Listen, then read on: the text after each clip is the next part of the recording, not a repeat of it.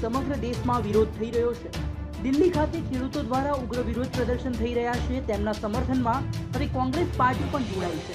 આજ રોજ ખેડા જિલ્લા કલેક્ટરને ખેડા જિલ્લા કોંગ્રેસ દ્વારા આવેદનપત્ર આપવામાં આવ્યું હતું, જેમાં કેન્દ્ર સરકાર દ્વારા કરાયેલા સુધારા કરવા અને આ બિલ પરત ખેંચવા માટે માંગ કરાઈ હતી।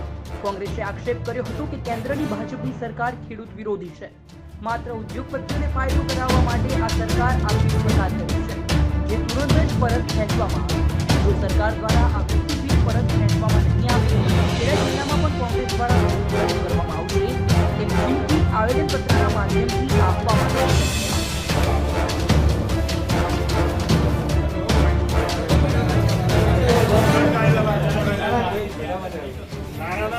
કાયદાથી લોકો સમારોહ કરતા તો કાયદો લાગુ પડે છે। કોંગ્રેસ માટે કાયદા લાવવા કરી સરકાર એક જણ ના બધા